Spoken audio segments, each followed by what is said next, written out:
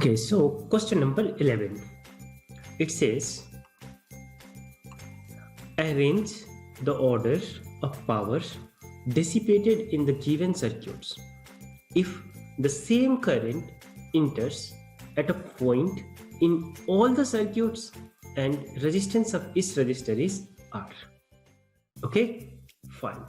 So इस question को solve करने के लिए आपको ये जो फॉर्मूला है आपको ये पता होना चाहिए।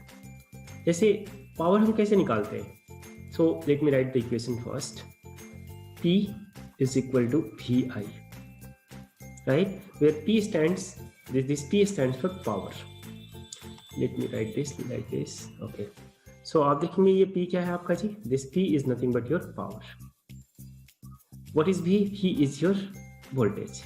I is current, right? Perfect. अब इसी इक्वेशन को हम क्या करेंगे? मॉडिफाई करने वाले हैं। आइए देखिए कैसे। सो आपने पढ़ा होगा Ohm's law. Let me write over here Ohm's law. इसमें आपको बताया गया होगा V is equal to IR, right? Perfect. अब यहां से आप देखेंगे कि इस इक्वेशन में I am going to substitute this V is equal to IR over here. तो आप देखेंगे this will become what? V के प्लेस में हमने रख दिया IR, सो IR एंड ये वाला जो I है ऑलरेडी है ही। So this is going to be how much? This is going to be I square R, right? Perfect. ये इक्वेशन आपको एक मिल गया। इसी इक्वेशन का इनफैक्ट हम यूज करने वाले हैं इसको सॉल्व करने के लिए। बट एक और इक्वेशन मैं आपको पावर का देना चाहूंगा। यही ओम्स लॉ में आप देखेंगे यहां से यदि मुझे निकालना होगा I का equation, so I can write I is equal to V over R, right? Perfect, absolutely correct. Now come back to this equation. इस इक्वेशन में यहाँ पे आप देखेंगे P is equal to VI। अब I के प्लेस पे हम क्या रख सकते हैं? V over R. So this is going to be how much? This is going to be your V square over R. So आपको जो थर्ड इक्वेशन मिला P is equal to V square over R, right? Perfect. अब देखिएगा आपके पास total तीन equation है। P is equal to VI, P is equal to I square R and P is equal to V square over R. You have all these three equations. Now let's understand which equation we are going to use over here. अब इसने एक चीज बोल रखा है कि in here that if the same current enters at point A in all the circuits, right? अब यहां से सेम करंट इंटर हो रहा है। तो लेट से I एम्पियर ऑफ करंट जो है यहां इंटर किया, I एम्पियर ऑफ करंट यहां भी इंटर किया, राइट? एवरीवेयर। अब हम क्या करते हैं कि ये आप देख रहे हैं कि R ओम थ्री रजिस्टर्स जो है ना, each of having R ohm resistance are connected what? Are connected in parallel. तो इनके लिए यदि इक्विवेलेंट रेजिस्टेंस बनाया जाए तो let me draw one resistor something like this. अब मैं मानता हूं कि इसकी जो रेजिस्टेंस है कितनी है जी? आर इक्विवेलेंट है, यानी तीनों के बराबर है। एंड आपको पता है कि ये तीनों किस में कनेक्टेड है? पैरेलल में कनेक्टेड है। देखिए फर्स्ट ऑप्शन का यदि मैं आर इक्विवेलेंट निकालना चाहूँ तो I will be writing 1 over R equivalent is equal to 1 over R plus 1 over R plus 1 over R, right? Now you are going to take the LCM of this, so this will become R 1 plus 1 plus 1 3, right? So R equivalent in this case you are going to get R over 3 ohm. So let me write over here you got R over 3 ohm, right? Perfect. This is your point A and this is your point B. Okay? और इसमें कितना current flow हो रहा है जी? I ampere of current flow हो रहा है। So सब में करंट सेम है, the only thing is their resistance that is going to change. अब आते हैं हम नेक्स्ट वाले पे। यहाँ पे हम सेकेंड वाले का भी ऐसी इक्विवेलेंट निकालते हैं। Let's do that as well. So आप देखेंगे कि यहाँ पे there are three resistors each of having R ohm resistance connected in series. तो सीरीज में जब भी कनेक्टेड होता है तो सबसे इजी होता है, क्या करते थे हम? जितने भी सीरीज में रजिस्टर्स कनेक्टेड है सबको सिंपली ऐड कर दें और इसी तरीके से आप उनका R इक्विवेलेंट निकाल सकते हैं। तो यहाँ पे जो इनका R इक्विवेलेंट आएगा that will become R plus R is going to be your 3R। और यहाँ पे कितना अमाउंट ऑफ करंट एंट्री ले रहा है, I ampere of current entry ले रहा है, राइट। इसी तरीके से इनको भी आप देख लें, यहाँ पे चेक करें।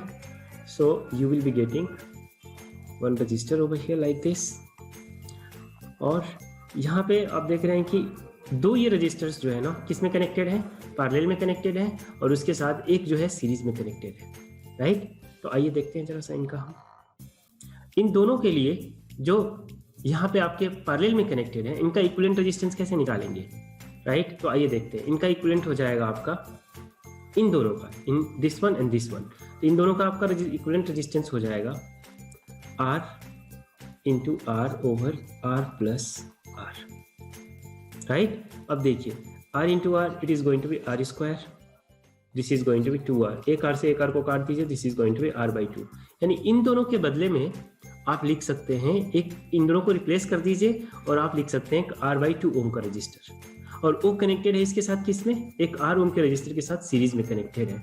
सो यदि मैं इनका पूरा R इक्विवेलेंट निकालना चाहूँ, राइट, ये तो आपने जो इक्विवेलेंट निकाला है ना R इक्विवेलेंट, ये किसके लिए था, सिर्फ इन दोनों के लिए था, बट इन दोनों के साथ ये एक सीरीज में भी तो कनेक्टेड है, that also you have to take into consideration. Perfect. So अब देखिए यदि ये R इक्विवेलेंट देखा जाए आपको, तो ये जो R है और ये R/2 है, यहाँ से जो निकला हुआ R/2 है, दोनों किस में कनेक्टेड है, सीरीज में कनेक्टेड है।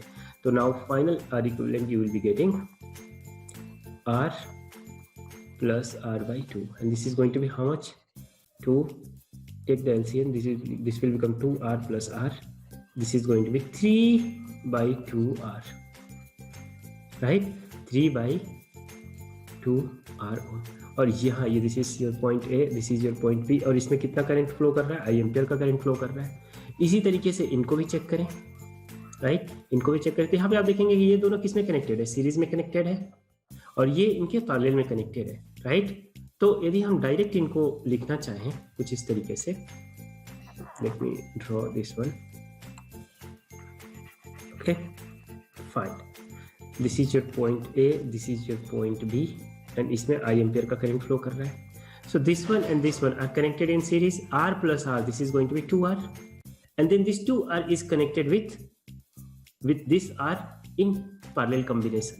So इनका यदि इक्विवेलेंट निकालना चाहूँ मैं, तो I let me write over here R equivalent, it is going to be, you know, I can write 1 over R equivalent, or maybe I can use, you know, direct method. Just a second. Yeah. So I can write R equivalent is equal to R1 into R2 over R1 plus R2, right? So ये दोनों series में connected है, कितना हो जाएगा, R plus R 2R, 2R, और ये क्या है जी, R है, then 2R plus R, simple. अब बताइए कितना हो जाएगा ये, 2R square over 3R, so you will be getting 2 over 3R, right? So here you are going to get 2 over 3R।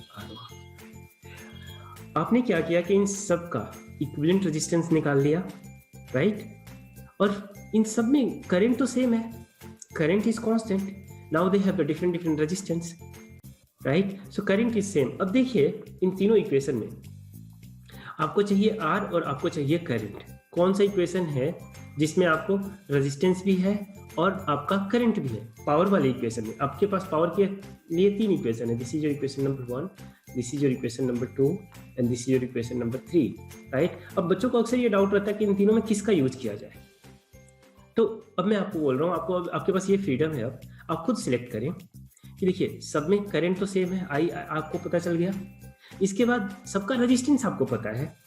इन तीनों इक्वेशन में चेक करें कि कौन से इक्वेशन में करंट भी है और रेजिस्टेंस भी है, तो आप बोलेंगे yes your answer is right, you will select which one, you will select this one, P is equal to I square R। अब इसी इक्वेशन के अकॉर्डिंगली यदि आप देखेंगे तो आपको पता चलेगा कि this P is directly proportional to R, yes और नो, क्योंकि I तो कांस्टेंट है सब में, P is directly proportional to R। इसका मतलब क्या हुआ कि जैसे R इंक्रीज करेगा, यानी जिसमें R मैक्सिमम होगा, राइट, इन चारों केसेस में, इनमें से जिस कॉम्बिनेशन में जिसका रेजिस्टेंस सबसे ज्यादा होगा उसी कॉम्बिनेशन में पावर डिसिपेशन सबसे ज्यादा होगा, राइट? इसका मतलब ये जो रिलेशन आपको बताता है कि if R is maximum, this implies that P also will be maximum, right? अब सिलेक्ट करें आप किनमें इन सब कॉम्बिनेशंस में से सबसे हाईएस्ट रेजिस्टेंस आपको कौन से केस में मिला हुआ है? आप बोलेंगे सबसे हाईएस्ट रेजिस्टेंस तो इसमें मिला हुआ है, राइट? इसका मतलब इसमें जो पावर डिसिपेशन हो रहा है, लेट मी राइट P2, ठीक है, ये सबसे हाईएस्ट होगा। तो which face, okay let me utilize this space, ये स्पेस में यूटिलाइज कर लेता हूँ यहाँ पे, ठीक है। आइए देखिए, अब मैं यहाँ पे लिखता हूँ कि जो आपका P2 है, जो आप यहाँ देख पा रहे हैं P2, इसमें सबसे ज़्यादा पावर डिसिपेट हुआ। इसके बाद बताइए इन चारों में से रेजिस्टेंस किसका इसके जस्ट बाद कौन सा ज़्यादा है? तो आप बोलेंगे जी ये 3R हो गया, ये 3/2R है, यानी 1.5R है, इसका मतलब इसमें ज़्यादा है। इसका मतलब आप P3 को सिलेक्ट करेंगे, राइट? तो आप बोलेंगे जी अब इसमें जो पावर डिसिपेशन है इसको मैंने P3 रख दिया, P3 something like this, right? अब यहाँ पे बोलेंगे जी इसके बाद जो पावर डिसिपेशन होगा वो P3 में सबसे ज़्यादा होगा। इसके बाद चेक करिए किसका नंबर आता है, तो आप बोलेंगे जी 2/3R, ये R/3R, यस दिस वन, क्योंकि देख लीजिए 2/3R है, ये R/3R है, दोनों में से ग्रेटर कौन है? आप बोलेंगे 2/3R ग्रेटर है।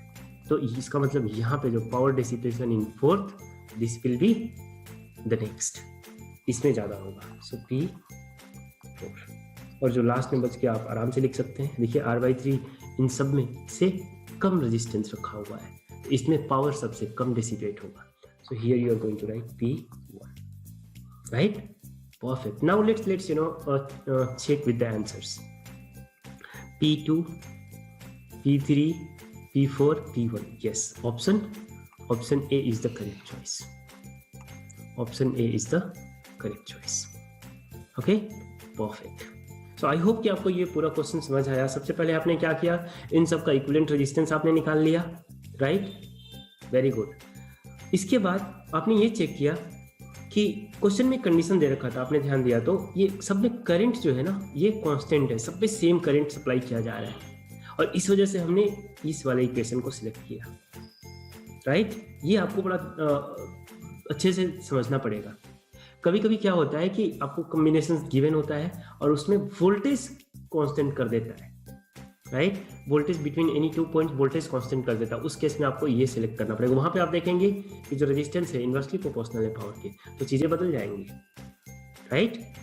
परफेक्ट। सो आई होप कि आपको ये पूरे क्वेश्चन अच्छे से समझ आ गया। Let's move to the next question.